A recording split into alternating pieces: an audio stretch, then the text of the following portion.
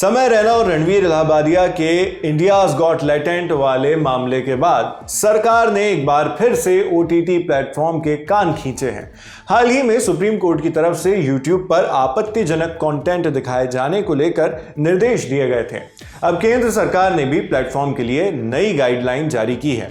Ministry of information and broadcasting ने कहा है कि वो आईटी एक्ट 2021 का पालन करें। सरकार की तरफ से यह आदेश तब आया जब पिछले दिनों सुप्रीम कोर्ट ने रणवीर इलाहाबादिया का केस सुनते हुए यह कहा था कि इस मामले में कुछ किया जाना बहुत जरूरी है। अब सरकार ने एडवाइजरी जारी कर यह कहा है कि सारे ही मीडिया प्लेटफॉर्म्स आईटी एक्ट को फॉलो करें, जिससे आपत्तिजनक या अश्लील कंटेंट को फैलने से रोका जा सके। सरकार ने इस तरह के आपत्तिजनक कंटेंट को रोकने के लिए अश्लील कंटेंट पर काबू पाने के लिए कई तरीके बताए हैं। सरकार का मानना है कि ओटीटी प्लेटफॉर्म्स को अपने ऐप पर एज बेस्ड कंटेंट क्लासिफिकेशन करना चाहिए, ताकि कम उम्र के लोगों तक किसी भी तरह का अश्लील कंटेंट पहुंचने से रोका जा सके। साथ ही उन्हें रेगुलेटरी बॉडी बनाने के लिए भी कहा है। सरकार ने यह भी कहा है कि प्लेटफॉर्म्स कोड ऑफ एथिक्स का पालन करें। ये सारे निर्देश तब आ रहे हैं जब रणवीर इलाहाबादिया के एक कमेंट को लेकर बवाल थम नहीं पाया है। रणवीर ने इंडियाज गॉट टैलेंट में एक विवादास्पद बात कही थी, जिसके बाद से ही ये सारा मामला शुरू हो गया। इसके बाद न सिर्फ देश में उनके खिलाफ कई रिपोर्ट्स दर्ज की गई, बल्कि मंत्रालय में भी कई सांसदों, विधायी संस्थाओं की शिकायत के बाद सरकार ने यह कदम उठाया है। सरकार ने यह साफ किया है कि किसी भी ओटीटी प्लेटफॉर्म को अपना कंटेंट दिखाते समय कानून का पालन करना ही होगा।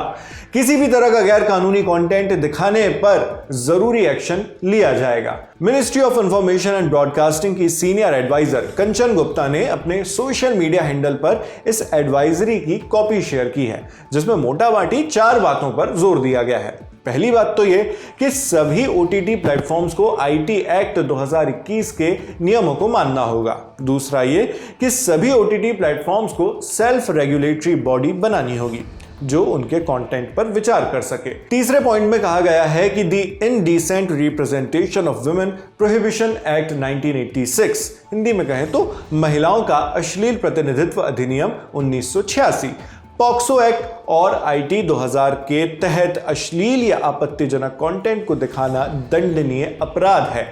आगे चौथे बिंदु में कहा जाता है कि ए यानी एडल्टरेटेड कंटेंट को बच्चों से दूर रखने के लिए हर तरह के कंटेंट को उम्र के हिसाब से क्लासिफाई किया जाना चाहिए। वैसे ओटीटी प्लेटफॉर्म्स पर लगाम लगाने की बात शुरू से होती आई है। कई मौकों पर कोर्ट की तरफ से इसे लेकर बात भी कही गई, मगर लेटेंट वाले मसले के बाद इसने जिस तरह की तूल पकड़ी है वो शायद ही पहले दिखी हो। बाकी आप इस पूरी खबर पर क्या सोचते हैं हमें कमेंट बॉक्स में लिखकर जरूर बताइएगा।